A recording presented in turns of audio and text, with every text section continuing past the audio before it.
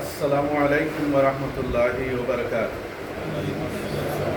বিসমিল্লাহ ওয়াল হামদুলিল্লাহ ওয়াস সালাতু ওয়াস সালামু আলা রাসূলিল্লাহি ওয়া বা'দ। ফাআউযু বিল্লাহি মিনাশ শাইতানির রাজীম। বিসমিল্লাহির রাহমানির রাহিম। ইন্নাল্লাযীনা আমানু ওয়া আমিলুস সালিহাতি সায়াজআলু লাহুমুর রাহমানু উদ্দা। আল-আয়াতুল কারীমা। ওয়া ক্বালা আন-নাবিয়্যু আলাইহিস সালাতু ওয়াস সালাম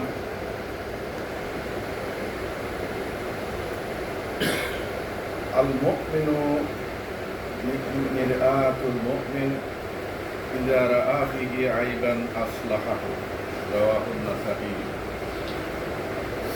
আজকের প্রভাতের ফল চক্রের সাংগঠনিক ইউনিটের সম্মানিত সভাপতি, প্রধান অতিথি, বিশেষ অতিথি এবং উপস্থিত আমার দিনী ভাইগণ, আমাকে সামান্য সময় দারসুল কুরআন পেশ করার জন্য আদেশ করা হয়েছে। আমি দু তিনটি গুরুত্বপূর্ণ কথা বলবো। আশা করি আপনারা এই কথাগুলো মনোযোগ সহকারে শুনবেন এবং আমরা এর আলোকে চলারও চেষ্টা করব, কারণ এই কথাগুলো হবে কুরআন এবং সুন্নাহের আলোকে।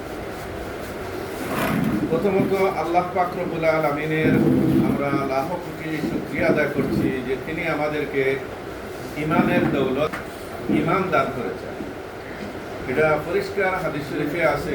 রাসূল বলছেন, ইন্নাল্লাহা ইউতিদ দুনিয়া মান আহাব্বা মান লা ইউহিব ওয়া লা ইউতিল ঈমান ইল্লা মান আহাব। যে আল্লাহ তাআলা দুনিয়া এবং দুনিয়ার ধন দৌলত তাকে দান করেন যাকে তিনি ভালোবাসেন, আবার তাকেও দান করেন যাকে তিনি ভালোবাসেন না। মানে মুসলিম অমুসলিম সবাইকেই দুনিয়ার ধন দৌলত দান করেন।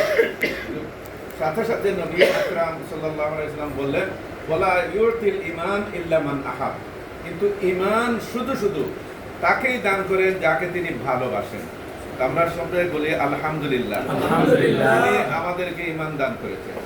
আমরাও সবাই আদমের সন্তান, আদমের বংশধর, কিন্তু পৃথিবীতে আরো অসংখ্য অগণিত আদমের সন্তান রয়েছেন। তারা হিন্দু, বৌদ্ধ, খ্রিস্টান, ইহুদি, অগ্নি পূজক, জার্জিস, আরো বিভিন্ন ধর্মের আদর্শের লোক রয়েছেন। তারা কিন্তু ঈমান থেকে বঞ্চিত। সেই ঈমান আল্লাহ তাআলা আপনাকে আমাকে দান করেছেন, আলহামদুলিল্লাহ। আলহামদুলিল্লাহ। নবী করিম সাল্লাল্লাহু আলাইহি ওয়াসাল্লাম তার হাদিসে আরো বলেছেন যে লা ইয়াদখুলুন নারা আহাদুন ফি কলবিহি মিসকালু হাববাতিন মিন খারদালিন মিন ঈমানিন। যে এমন কেউ জাহান্নামে প্রবেশ করবে না যার অন্তরের মধ্যে আল্লাহ তাআলা সরিষার দানা পরিমাণ ঈমান দান করেছেন। সুবহানাল্লাহ। তো আমরা পূর্ণাঙ্গ ঈমান যদি নাও হয়, দুর্বল ঈমান, সামান্য ঈমান তো কমপক্ষে আছে আমাদের অন্তরে। আমরা আল্লাহর প্রতি ঈমান এনেছি, রাসূলের প্রতি ঈমান এনেছি, দ্বীন ইসলামের প্রতি ঈমান এনেছি, আখিরাতের প্রতি ঈমান এনেছি, আলহামদুলিল্লাহ। তো সেই ঈমান যাদের রয়েছে, আল্লাহ রাব্বুল আলামিন সংবাদ দিচ্ছেন তাদের মধ্যে তিনি ভালোবাসা, আন্তরিকতা, হৃদ্যতার সৃষ্টি করে দেন। তিনি নিজে সংবাদ দিচ্ছেন, ইন্নাল্লাযীনা আমানু ওয়া আমিলুস সালিহাতি সায়াজআলু লাহুমুর রাহমানু উদ্দা। যারা ঈমান এনেছে এবং ভালো ভালো কাজ করে দয়াময় আল্লাহ তাদের মধ্যে ভালোবাসা, আন্তরিকতা, হৃদ্যতার সৃষ্টি করে দেন।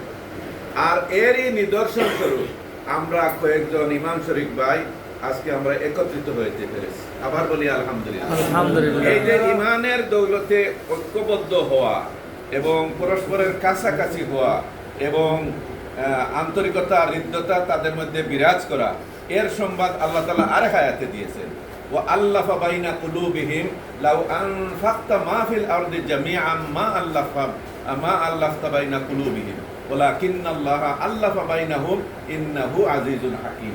সুবহানাল্লাহ। আল্লাহ সংবাদ দিচ্ছেন যে তিনি তাদের অন্তরগুলোকে জুড়ে দিয়েছেন, জোড়া লাগাই দিয়েছেন। মানে এমনভাবে ঐক্যের প্রাচীর তাদের মধ্যে তিনি ইস্পাত কঠিন ঐক্য সৃষ্টি করেছেন, তাদের অন্তরগুলোকে তিনি জুড়ে দিয়েছেন। এরপর নবী আকরামকে বলতেছেন, লাউ আনফাকতা মা ফিল আরদি জামিআন মা আল্লাফতা বাইনা কুলুবিহিম। যে হে নবী, পৃথিবীর বুকে যা কিছু আছে, ভূপৃষ্ঠে যা কিছু আছে, এই সমস্ত ব্যয় যদি আপনি করতেন, ব্যয় করে যদি তাদের অন্তরের মধ্যে যদি আপনি জোর সৃষ্টি করতেন তাহলে এটা আপনি পারতেন না। সুবহানাল্লাহ। মানে এই যে মুসলমানে মুমিনে যে ভালোবাসা, আন্তরিকতা, পাশে দাঁড়ানো, এটা হলো ইস্পাত কঠিন ভালোবাসা। সুবহানাল্লাহ, ইস্পাত কঠিন পক্ষ। এরপরে বলছেন, আল্লাহ সংবাদ দিচ্ছেন যে কিন্তু আল্লাহ তাআলা তাদের মধ্যে তিনি ভালোবাসা, হৃদ্যতার সৃষ্টি করে দিয়েছেন। তিনি আজিজুন হাকিম, তিনি মহাবিজ্ঞানী এবং মহা পরাক্রমশালী। সম্মানিত উপস্থিতি, সম্মানিত দিনী ভাইরা, নবী করিম সাল্লাল্লাহু আলাইহি ওয়াসাল্লাম সংবাদ দিয়েছেন হাদিসে কুদসি, কিয়ামতের দিন আল্লাহ রাব্বুল আলামিন বলবেন, আইনাল মুতাহাব্বুনা লিজালালি আলিয়াম উযিল্লুহুম জিল্লি ইয়াওমা লা জিল্লা ইল্লা জিল্লি। হে ওই সমস্ত লোকেরা আজকে কোথায় যারা আমার সম্মান মর্যাদা রক্ষায় পরস্পরকে ভালোবেসেছিলে, তারা আজকে কোথায়? সুবহানাল্লাহ। কিয়ামতের দিন কোটি কোটি কোটি বনি আদমের মধ্যে আল্লাহ রাব্বুল আলামিন তাদের ব্যাপারে ঘোষণা দিবেন যারা আল্লাহর জন্য, আল্লাহর সম্মান রক্ষার্থে পরস্পরকে ভালোবেসেছে। সুবহানাল্লাহ। এরপরে বলতেছেন, আজকে আমি তাদেরকে আমার ছায়ায় ছায়া দিব, আরশের ছায়ায় ছায়া দিব, যেদিন আল্লাহর ছায়া ছাড়া, আরশের ছায়া ছাড়া আর কোনো কিছুর ছায়া থাকবে না। সুবহানাল্লাহ, কত বড় মর্যাদার বিষয়। এমনকি হাদিসে কুদসিতে আবার বলে দিচ্ছেন, ওয়াজাবাত মুহাব্বতি লিল মুতাহাব্বিনা ফিয়া ওয়াল মুতাজালিসিনা ফিয়া ওয়াল মুতাযাওয়িরিনা ফিয়া ওয়াল মুতাবাযিলিনা ফিয়া। আল্লাহ নিজে সংবাদ দিচ্ছেন হাদিসে কুদসি, বলতেছেন এদেরকে মহব্বত করা, ভালোবাসা আমার কর্তব্য, আমার দায়িত্ব। আল্লাহ বলতেছেন ওই সমস্ত লোক যারা আমার জন্য, আমার সন্তুষ্টির জন্য পরস্পরকে ভালোবেসেছে, আমার সন্তুষ্টির জন্য তারা একসাথে উঠা বসা করেছে। যেমন আজকে আমরা আল্লাহর মহব্বতের জন্য, আল্লাহর দিনের জন্য একসাথে বসেছি, আলহামদুলিল্লাহ বলি। আবার বলতেছেন যে এদেরকে মহব্বত করা আমার কর্তব্য, যারা পরস্পরের জিয়ারতে, সাক্ষাতে যায়, খোঁজ খবর লয়। এদেরকে মহব্বত করা আমার কর্তব্য, যারা পরস্পরের জন্য ব্যয় করে, খরচ করে। যেমন দিনী ভাইরা আজকে আল্লাহর সন্তুষ্টির জন্য আজকে ফল ফ্রুটের আয়োজন করেছেন। আমরা দিনী ভাইরা সবাই আদমের সন্তান, সবাই মুসলমান, একই আন্দোলনের কর্মী, সকলের জীবনের লক্ষ্য উদ্দেশ্য এক। আমরা একত্রিত হয়েছি, ফল ফ্রুট খাবো, আল্লাহর শুকরিয়াও আদায় করবো, ঠিক না বেটি? তো এই ধরনের কাজ যারা করে, এদেরকে আল্লাহ রাসূল বলতেছেন যে আল্লাহ তাআলা বলেছেন তাদেরকে ভালোবাসা, এটা আল্লাহর কর্তব্য। সুবহানাল্লাহ। এর বিপরীতটা যদি করে, নাউজুবিল্লাহ, এটা তারা আল্লাহর ইজ্জত সম্মানকে তারা নষ্ট করে, আল্লাহর ইজ্জত সম্মানে হস্তক্ষেপ করে। এই জন্যই আপনার তানকিহুল ফাতাওয়া আল হামিদিয়াতে বলা হয়েছে যে মানুষ সৃষ্টির কথা যখন ফেরেশতাদেরকে আল্লাহ তাআলা বলছিলেন যে ইন্নী খালিকুম বাশারাম মিন তিন ইন্নী জাইলুন ফিল আরদি খলিফা, তখন ফেরেশতারা উত্তরে বলছিল, আতাজালু ফিহা মান ইউফসিদু ফিহা ওয়া ইয়াসফিকুদ দিমা। আপনি কি এমন কোন জীব দুনিয়াতে পাঠাতে চাচ্ছেন যারা খুন খরাবি করবে, পরস্পরের তারা ফিতনা ফাসাদ করবে, অরাজকতার সৃষ্টি করবে? কিন্তু দেখা গেল এক শ্রেণী মানুষ শয়তানের খপ্পরে পড়ে তারা এই খুন খরাবিতে লিপ্ত হয়েই গেল এবং অরাজকতা, ফিতনা ফাসাদ পৃথিবীতে সৃষ্টি করলো। নাউজুবিল্লাহ। তো এর বিপরীত আমাদেরকে চলতে হবে। খুন খরাবি, ফিতনা ফাসাদ, অরাজকতা, এই জাতীয় কোনো কাজ করা যাবে না। এর বিপরীত আমাদের ভূমিকা থাকতে হবে, আমাদের অবদান থাকতে হবে, ঠিক না বেঠিক বলেন? কারণ মসনদে ইমাম আহমদ আল্লাহ রাসূল আরেকটা হাদিসে বলছেন, মা আহাব্বা আবদুন আবদান লিল্লাহি ইল্লা আকরামা রাব্বাহু আযজা ওয়া জাল্লা।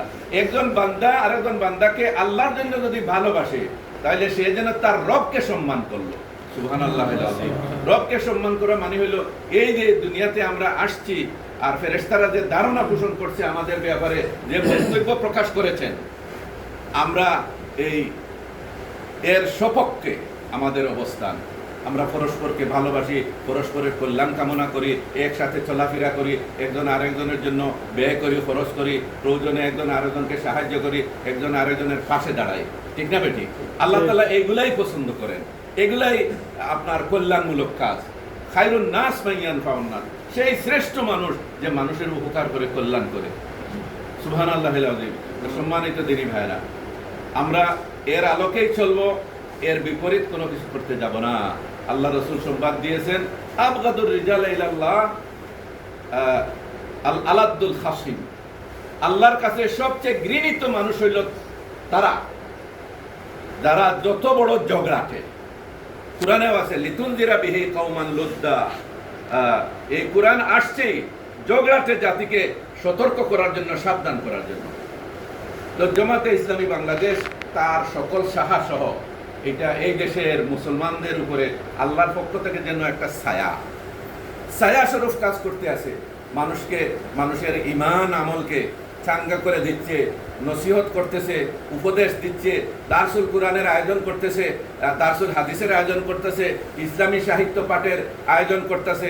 আজকে আমরা সবাই আল্লাহ প্রদত্ত নিয়ামত ফল ফ্রুট ভক্ষণ করব। আবার এই প্রোগ্রামের ভিতরেই দারসুল কোরআনেরও আয়োজন রাখা হয়েছে এবং আমাদের দায়িত্বশীলরা আমাদের উদ্দেশ্যে কথাও বলবেন। জামাতবদ্ধ জীবন, ঐক্যবদ্ধ জীবন।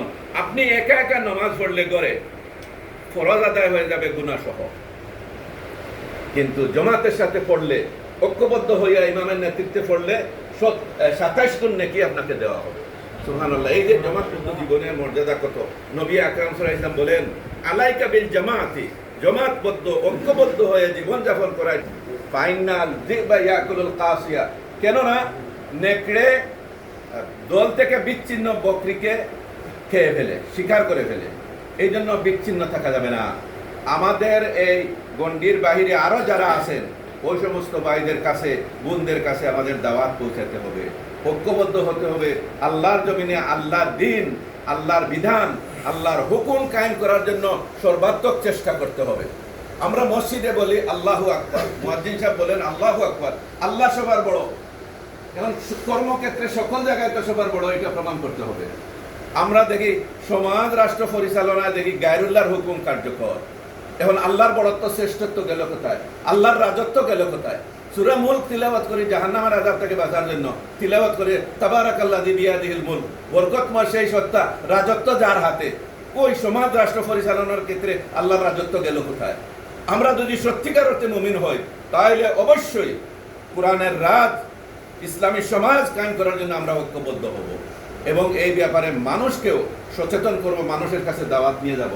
তো আমি আর কথা লম্বা করতেছি না, সময় কতটুকু আলোচনা করতে হবে এইটা ধারণা দেওয়া হয় নাই, মনে হয় বেশি সময় গেছে গা। যদি সময় বেশি যায় আমি ক্ষমা প্রার্থী, সোজা কথা। আর না আরো কিছু কথা ছিল, এখন বলবো না, আগামীতে ইনশাল্লাহ যদি আবার দিনী ভাইরা যদি ডাকেন আসবো, কথা বলবো।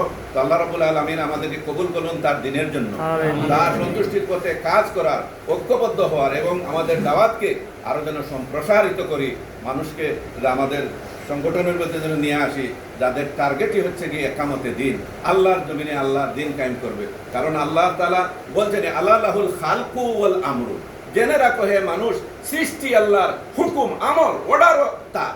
কিন্তু এই সমাজ রাষ্ট্র তো আল্লাহর অর্ডার নিয়ে চলতেছে না। এই জন্য এইটা যতক্ষণ না আমরা করব, পৃথিবীতে মানবতার শান্তি, নিরাপত্তা, ন্যায় বিচার ততক্ষণ পর্যন্ত নিশ্চিত হবে না, এর নিশ্চয়তা নাই। আল্লাহ তাআলা আমাদেরকে তার দিনের পথে ঐক্যবদ্ধ হয়ে কাজ করার তৌফিক দান করুন। ওয়া আখিরু দাওয়ানা আলহামদুলিল্লাহি রাব্বিল আলামিন। আসসালামু আলাইকুম ওয়া রাহমাতুল্লাহি ওয়া বারাকাতুহু।